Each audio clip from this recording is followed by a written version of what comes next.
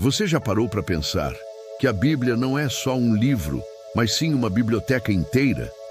Muita gente cresce ouvindo falar dela como o livro sagrado, mas a real é que ela é uma coleção com dezenas de livros diferentes, escritos em épocas distintas, por autores diferentes, em estilos completamente variados. É como se fosse uma série gigante da Netflix. Só que em vez de temporadas lançadas uma vez por ano, foram séculos de produção. O mais curioso é que, apesar dessa diversidade, tudo parece ter uma linha central, como se fosse um grande roteiro que atravessa gerações, desde a criação do mundo, passando por guerras, reis, profetas, até chegar em histórias de pescadores que largaram tudo para seguir um carpinteiro. É uma mistura de epopeia, romance, tragédia, poesia e suspense. Não é à toa que é o livro mais traduzido e mais vendido da história. E olha esse detalhe. A palavra Bíblia vem do grego ta biblia, que significa os livros. Ou seja, desde o nome já estava claro que não era uma obra única, mas uma coletânea. Só que não é qualquer coletânea, porque ela foi moldada em um processo cheio de disputas. Alguns textos entraram, outros ficaram de fora. Os famosos livros apócrifos são como aqueles episódios extras que nunca foram liberados para o grande público. Tem gente que considera parte do pacote oficial, tem gente que ignora. Resultado, até hoje existem versões diferentes da Bíblia, dependendo da tradição religiosa. Agora pensa comigo. O Antigo Testamento, que é a parte inicial, foi escrito em hebraico, com algumas partes em aramaico. O Novo Testamento, por sua vez, foi escrito em grego. Isso já mostra que ela nasceu num contexto multicultural. E aí entra outro detalhe, que pouca gente se toca. Toda tradução é também uma interpretação. Isso significa que, quando você lê a Bíblia em português, já está vendo a versão traduzida da versão traduzida. Um jogo de camadas que às vezes muda o jeito como a gente entende a mensagem. Quer um exemplo? Todo mundo fala da maçã que Eva comeu no Éden. Só que o texto original nunca fala em maçã. A palavra usada é simplesmente fruto.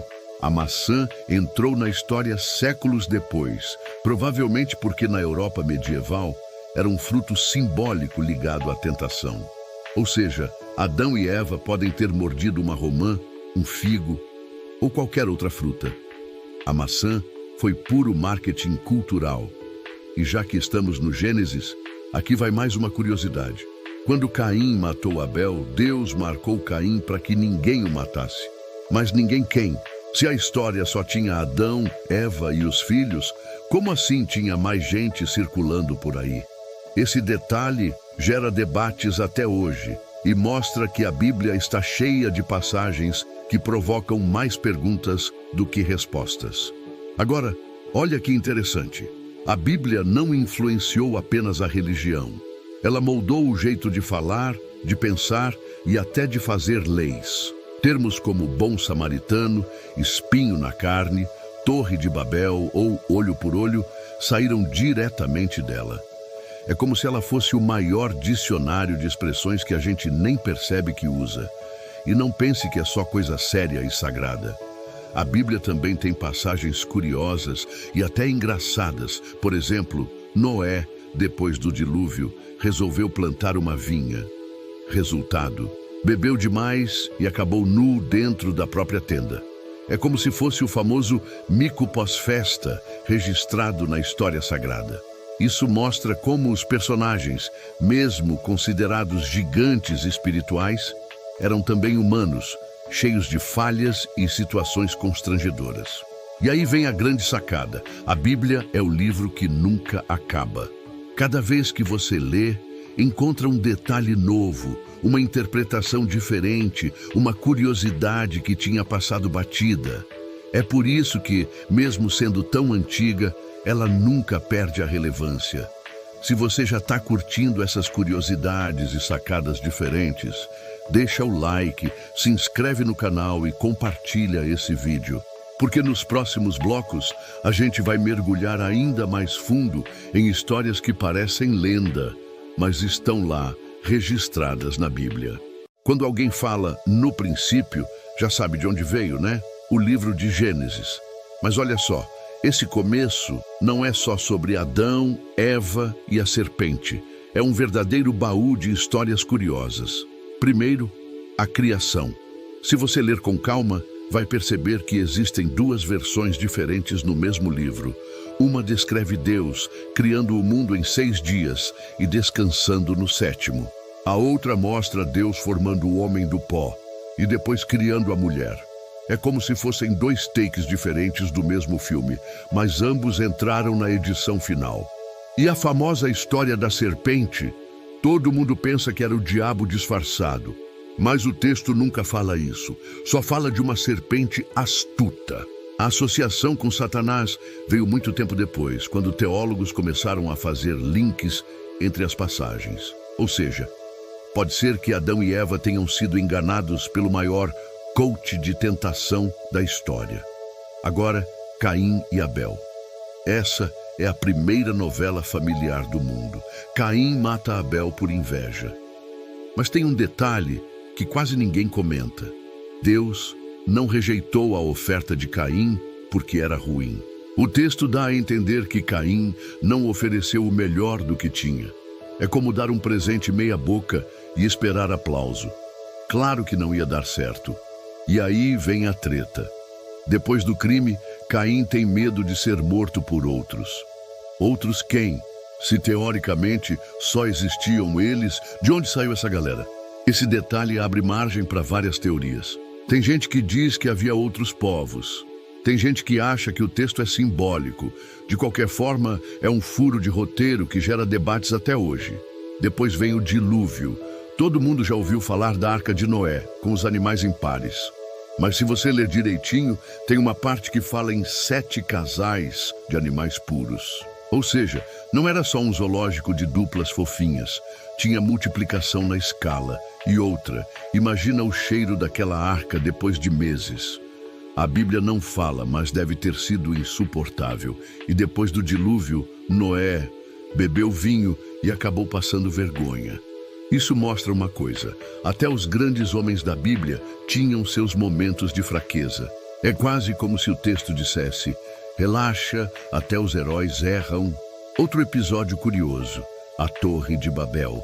Os homens queriam construir uma torre que chegasse ao céu. Deus confundiu as línguas e pronto, nasceu a diversidade de idiomas. Agora, pensa só, se não fosse Babel, talvez hoje todo mundo falasse a mesma língua. E aí? A internet teria bem menos memes e confusões. Se você está curtindo descobrir que a Bíblia tem muito mais nuances do que parece, já salva esse vídeo e manda para alguém que sempre achou que sabia tudo sobre Gênesis. Moisés é quase um protagonista de cinema. Bebê salvo num cesto, cresce no palácio, descobre suas origens, enfrenta o faraó, abre o mar e conduz uma galera enorme pelo deserto. É tipo uma mistura de épico com reality show. Primeiro, vamos ao detalhe da infância. Moisés foi colocado num cesto no rio Nilo, mas não era só um cestinho qualquer. Era vedado com betume e piche, ou seja, era praticamente uma mini embarcação improvisada. Resultado, sobreviveu e foi adotado pela filha do faraó. É a definição de começo humilde com final grandioso. Depois, já adulto, Moisés mata um egípcio que maltratava um hebreu. É forçado a fugir e vira pastor de ovelhas no deserto. Olha o contraste, de príncipe a fugitivo. E é nesse momento que acontece uma das cenas mais marcantes, a sarça ardente. Uma planta pegando fogo sem se consumir. Se fosse hoje, ia chover teoria de conspiração na internet. E aí vem a missão, libertar o povo do Egito. Mas tem um detalhe que muita gente esquece. Moisés não se sentia capaz. Ele era gago. Pediu para Deus arrumar outra pessoa. E Deus colocou Arão como seu porta-voz. É tipo quando alguém não gosta de falar em público e chama o amigo para apresentar o trabalho no colégio. As 10 pragas do Egito também são curiosas. Rãs, mosquitos, gafanhotos, rios virando sangue. Parece roteiro de filme de terror. Mas o mais estranho é que cada praga parecia um ataque direto aos deuses egípcios, tipo uma competição espiritual. E claro, o momento épico, o Mar Vermelho. A maioria das imagens mostra Moisés erguendo o cajado e o mar se abrindo como mágica. Mas o texto fala de um vento fortíssimo durante a noite. Ou seja, foi um processo mais natural, só que impressionante do mesmo jeito. No deserto, o povo reclamava de tudo. Deus mandava maná, que era pão caindo do céu, e a galera ainda sentia falta da cebola do Egito. É como se dissessem: ok, temos comida grátis, mas cadê o temperinho? E ainda teve a cena da água da rocha. Moisés bateu no rochedo e saiu água. Se fosse hoje, ia virar meme. Moisés, o primeiro encanador bíblico. Essa história mostra como a Bíblia mistura momentos épicos e milagres com cenas de humanidade e até de humor. Se está curtindo, deixa o like e compartilha essa parte da jornada. Agora entramos em uma parte da Bíblia que pouca gente lê com atenção: os livros históricos e proféticos. Aqui, meu amigo, é onde as histórias ficam ainda mais intensas. Primeiro, os reis: Saul, Davi, Salomão, cada um com sua novela particular. Davi, por exemplo, é lembrado como o homem segundo o coração de Deus. Mas não se engane, ele também foi protagonista de uma das maiores polêmicas bíblicas. Viu Batseba tomando banho, desejou, trouxe para si e depois arrumou um jeito de mandar o marido dela para o fronte de batalha para morrer. Isso é digno de roteiro de novela mexicana. Salomão, o filho de Davi, ficou famoso pela sabedoria. Mas o detalhe curioso é que ele também tinha uma vida de ostentação absurda. O cara acumulou riquezas, construiu um templo gigantesco e ainda tinha, segundo os registros, 700 esposas e 300 concubinas. Isso mesmo, 1000 relacionamentos oficiais. Se tivesse Instagram na época, Salomão seria o maior influenciador do Oriente Médio. Agora, falando de profetas, tem passagens que parecem tiradas de um filme de terror. Em 2 Reis, por exemplo, Eliseu é zoado por um grupo de jovens. De repente, 2 ursas aparecem da floresta e despedaçam 42 deles. É sério, está escrito lá. A lição: nunca subestime um profeta mal-humorado. Ezequiel, então, é um caso à parte. Ele descreve anjos com múltiplas asas, olhos por todos os lados e rodas que se movem sozinhas.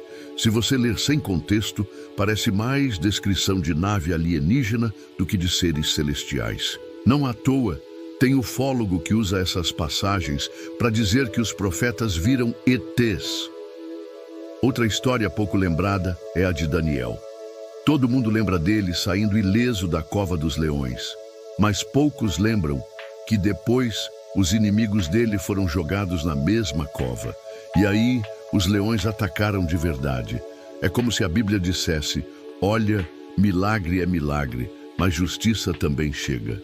Os livros proféticos também têm mensagens pesadas. Jeremias, conhecido como o profeta chorão, vivia lamentando as desgraças de Israel. Já Isaías trazia mensagens grandiosas, falando de futuro, esperança e até descrevendo alguém que muitos interpretam como profecia direta sobre Jesus. Essa parte da Bíblia é recheada de tensão, violência, política, religião e visões místicas. É praticamente um mix de Game of Thrones com Stranger Things, só que escrito há milhares de anos. Se até agora você achava que a Bíblia era só paz e amor, esse bloco já mostrou que tem muito de drama, suspense e até terror. Curtiu? Então salva e compartilha com quem precisa conhecer essa parte sombria e curiosa da história.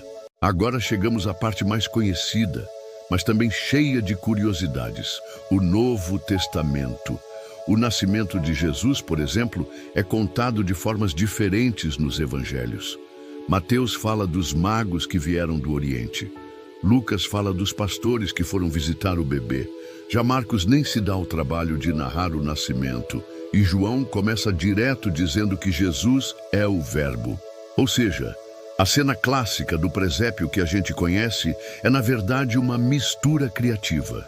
E tem mais. Jesus começou sua missão só aos 30 anos. Mas até lá, ele era conhecido apenas como o filho do carpinteiro. Imagina só, alguém pedindo para Jesus consertar uma cadeira sem imaginar que depois ele estaria multiplicando pães e peixes. Outro detalhe curioso são as parábolas. Jesus falava por meio de histórias simples, mas cheias de significado, como a do filho pródigo, que até hoje usamos para descrever pessoas que voltam arrependidas. Mas também tinha parábolas mais duras, como a dos trabalhadores da vinha, que gerava revolta, porque mostrava que até quem chegava no final recebia a mesma recompensa. Você já parou para pensar que a Bíblia não é só um livro, mas sim uma biblioteca inteira? Muita gente cresce ouvindo falar dela como o livro sagrado, mas a real é que ela é uma coleção com dezenas de livros diferentes, escritos em épocas distintas, por autores diferentes, em estilos completamente variados. É como se fosse uma série gigante da Netflix, só que em vez de temporadas lançadas uma vez por ano, foram séculos de produção. O mais curioso é que, apesar dessa diversidade, tudo parece ter uma linha central, como se fosse um grande roteiro que atravessa gerações. Desde a criação do mundo, passando por guerras, reis, profetas, até chegar em histórias de pescadores que largaram tudo para seguir um carpinteiro. É uma mistura de epopeia, romance, tragédia, poesia e suspense. Não é à toa que é o livro mais traduzido e mais vendido da história. E olha esse detalhe, a palavra Bíblia vem do grego tabíblia, que significa os livros. Ou seja, desde o nome já estava claro que não era uma obra única, mas uma coletânea. Só que não é qualquer coletânea, porque ela foi moldada em um processo cheio de disputas.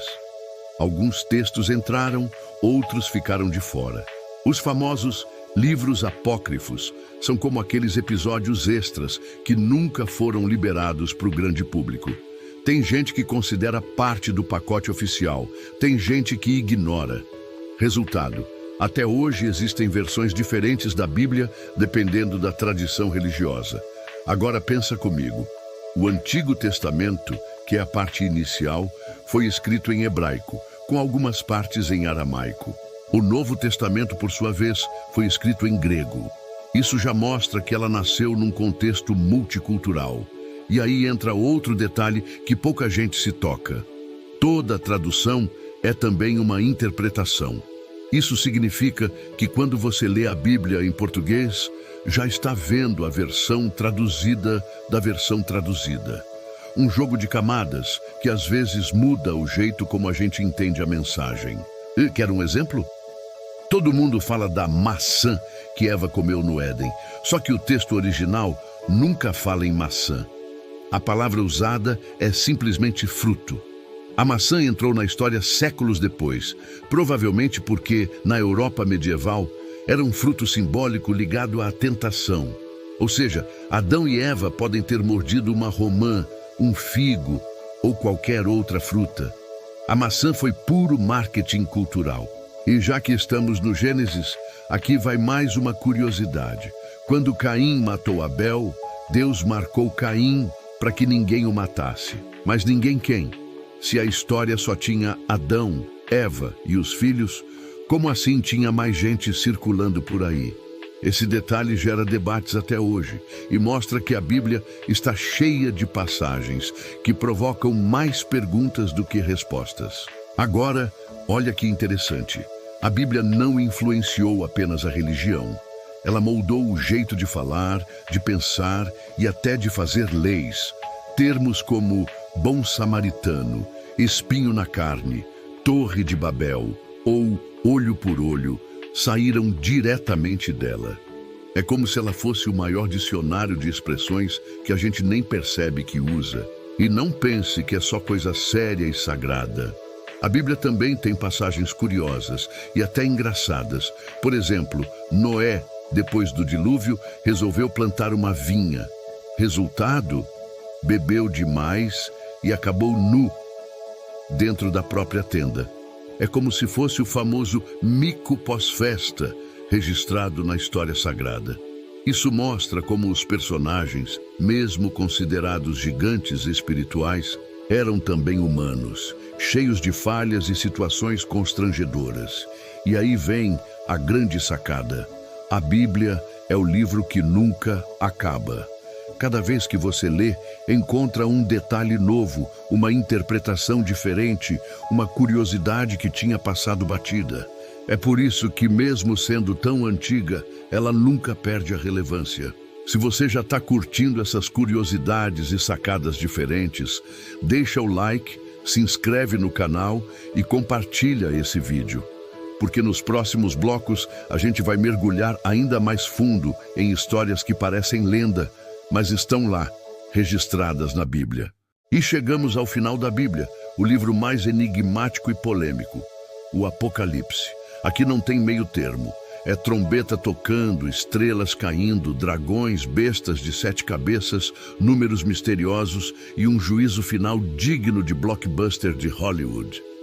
O autor, João, escreveu em forma de visões cheias de símbolos. O famoso 666, por exemplo, é interpretado de várias formas. Uns dizem que era referência a imperadores romanos, outros dizem que é um número simbólico da imperfeição. De qualquer jeito, virou o número mais temido da história. Outro detalhe marcante é a descrição da Nova Jerusalém. Ruas de ouro, portões de pérola, luz brilhante sem sol nem lua. É quase como se fosse uma visão futurista de uma cidade perfeita. Mas o mais curioso do Apocalipse é que, apesar do clima de destruição, o livro termina com esperança. Depois de toda a loucura das visões, a mensagem final é: não vai acabar tudo em tragédia. No final, Deus enxugará toda lágrima e não haverá mais dor. E aí está o detalhe mais bonito. A Bíblia não fecha com pessimismo, mas com promessa. Depois de milhares de páginas de histórias de guerras, quedas, erros e milagres, ela termina dizendo que sempre existe chance de recomeço. É por isso que a Bíblia continua sendo um livro vivo. Não é só um texto antigo, é uma obra que provoca, intriga, emociona e transforma. Então, se você ficou até aqui, já sabe, deixa o like, se inscreve no canal e compartilha esse vídeo. Porque quanto mais gente descobre esses detalhes, mais gente entende que a Bíblia é o maior livro de curiosidades já escrito.